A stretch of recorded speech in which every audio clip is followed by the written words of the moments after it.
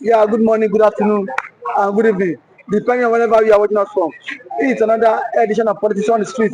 You can subscribe to our YouTube channel, like our videos, share, comment for more political discourse. Yeah, Mr. Waymaker, there's a serious fight in Senate over the recognition of Biafra, and the Fulani senator said that the chief of staff to Donald Trump does not have the right to recognize Biafra as a nation, and they will resist the release of Mazinam, that the release of Mazinam will be a setback to the unity of one Nigeria. Sir. How can you have to be, sir? Of course, I want to tell you that the senators are not serious, most especially the Fulani senators, for them to say that the US does not have any right to speak about the referendum that Nnamdi Kanu is fighting for. I have told people that one of the greatest things that shows that God is working in the favor of Nnamdi Kanu, because God says, the Bible says everything works together for good for them that love the Lord. It's as if everything is working for good for Nnamdi Kanu. As you have said that the former counsel to Nnamdi Kanu is now the chief of staff for Donald Trump. Of course, he's going to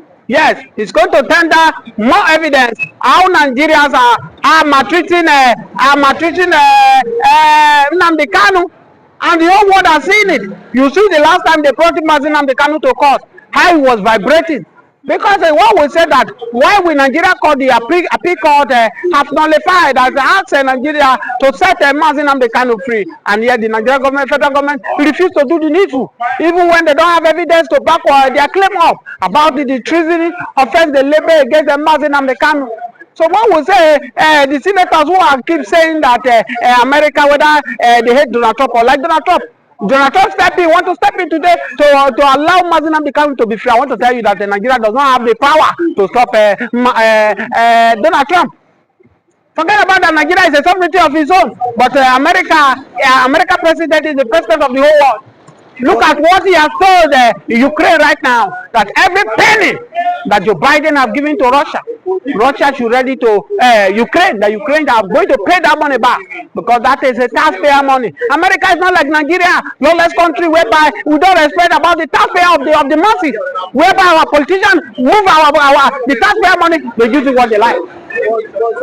But sir, now, do you think that this is a win-win for the Biafra now that the president is now coming out to fully recognize them, saying that the Igbos, they have done this thing? It is high time we must recognize them. And let's not forget that the chief of staff Donald Trump was the former Biafra lobbyist. Now, why is the Fulani against Biafra? Why is the Fulani against Donald Trump? Those two questions. Yes, it's a win for Biafra, because one will say whether they like it or not, darkness cannot comprehend the light. When the light comes, darkness vanishes, and that is what we are seeing now, because likely, either you like it or not, the Biafrans are winning these cases the way things are going right now. Don't forget, you also asked me that why is Fulanis are angry about the releasing of Nnamdi Kanu.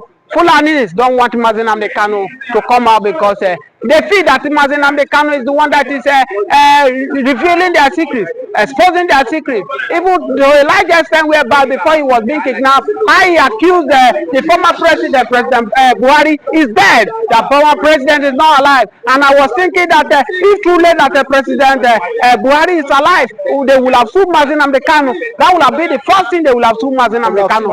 Yes, that why are you accusing a city president that is dead? Why is alive? But as I speak to you, the Fulanis, the presidency does not go about it. That's to tell you that directly Nnamdi Kanu is right. And that's why you see that average Fulani, they hate Nnamdi Kanu with passion. But do you believe, as an average Nigerian now, do you believe in the unity of one Nigeria? And because some persons are saying that why a senator from the Fulani Association saying that why is Kanu fighting to destroy the unity of Nigeria? That the same unity of Nigeria, the Igbos have benefited a lot from it. Where is the unity in Nigeria?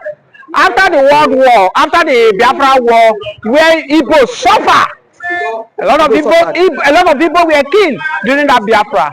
and at the end of it, go once call everybody to order that no victor, no vanquish. But after that war, they did not allow Igbo to come to the corridors of power, not allow Igbo to come close to any sensitive power in Nigeria. So where is the unity?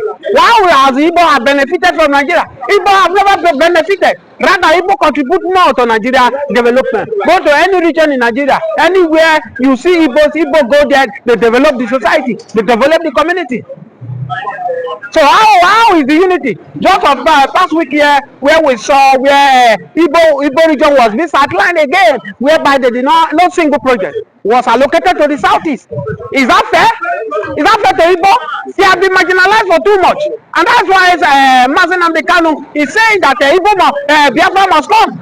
As I speak to you, Igbo have almost 70 million population all over the world. Scatter all over the world, and that region you are giving them only five states. Where does it done? Where does it done? As a southeast, there's no seaport, there's no international airport, and you say they should keep quiet. They can never keep quiet, and they will keep speaking. But see, there are rumors that Ojukwu himself said that nobody should speak about Biafra during when he was alive. Sorry, after when he came back from exile.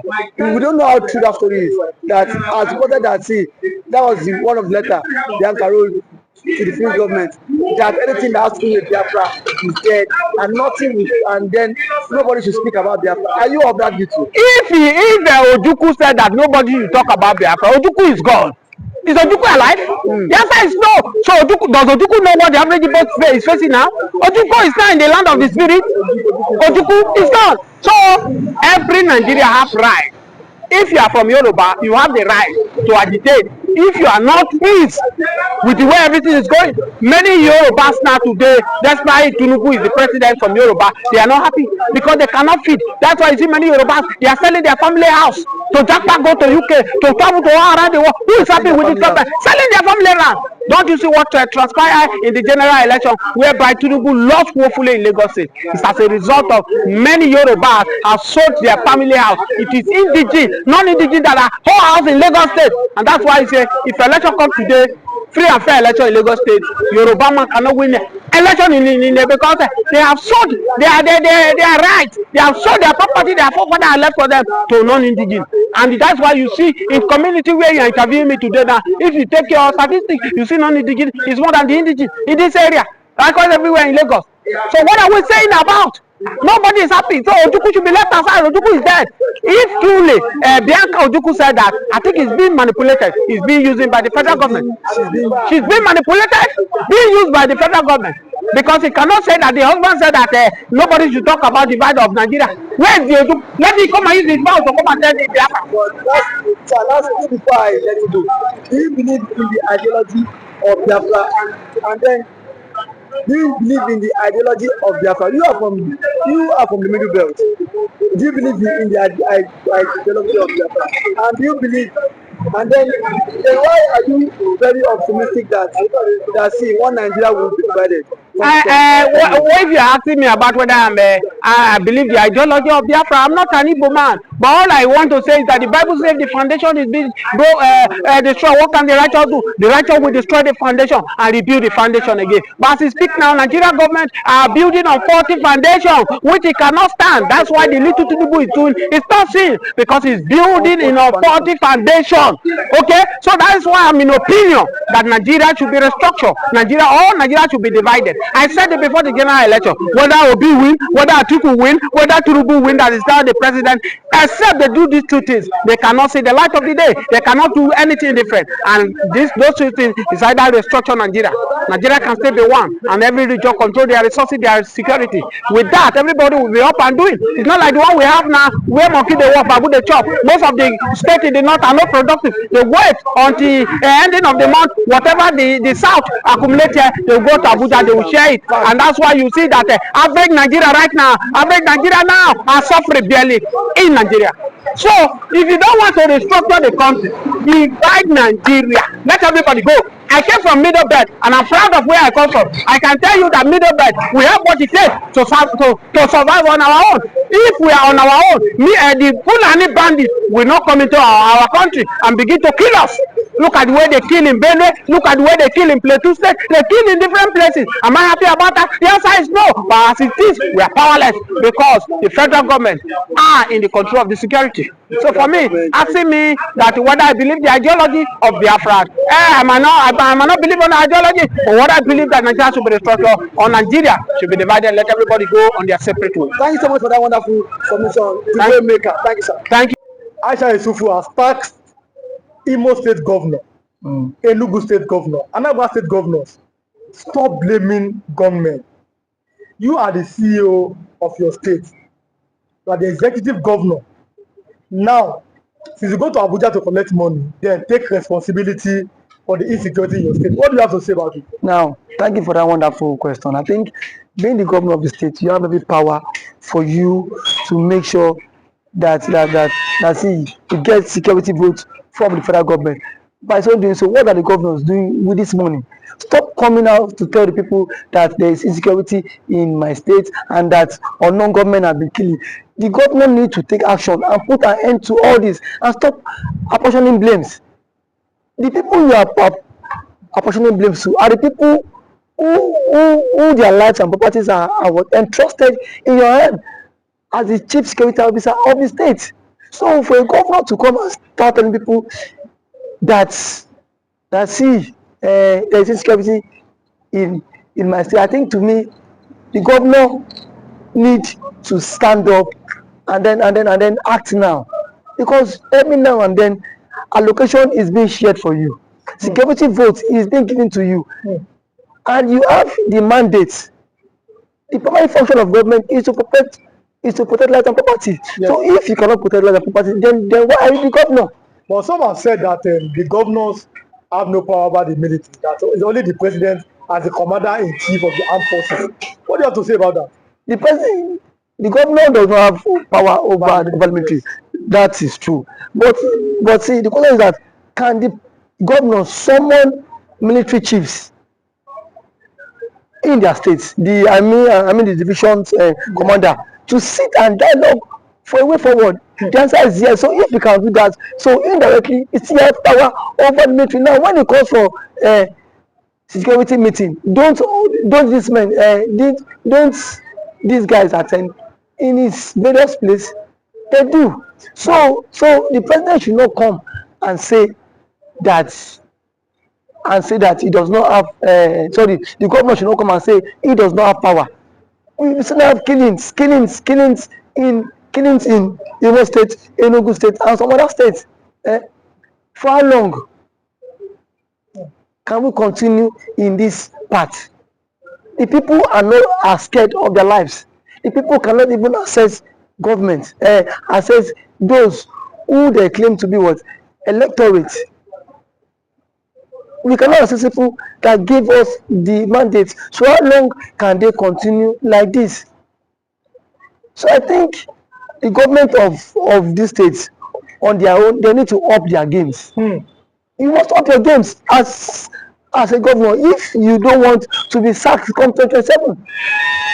But there's always been this fear that the votes of Nigerians does not count, and that is why our elected officials are acting this week. That assuming our vote is counting, they will sit up knowing that if I don't perform, no second term for me. You agree with that statement? Our vote does not count. I cannot say if our vote count or not, because I have not conducted any election. So what I'm to say is that people have lost confidence in the INEC. In the power. The reason why they've lost you've lost confidence because so many persons have seen the case of Hope Uzodinma when but reason best the court knows why he had to give it to him. But someone who came forth in the election was uplifted and then he came forth. So the court cited some reasons which Hope Uzodinma became the governor. Reason best known to them. I am not in the position to speak for the court. But one thing is that INEC needs to be the trust of Nigerians again. You saw what happened in last election. As allegedly reports that results were changed in the RF quarter. So I don't know how true that allegation is, but see, it has been going viral. So these are things INEC need to repose that confidence in the average Nigerian. And for the governors too, how much is being given to you on a monthly basis? If you get money on a monthly basis, then why don't you make sure that these people who gave you the mandate to protect them, you can as well protect them too? Because the people cannot always be one-sided every time. The people need to benefit from dividends of democracy. And when they have to benefit from the dividends of democracy, is by what? By inclusive governance. The people need to feel the government impact. Not every time you come on here and say on government has attacked the people, you come and start creating fear.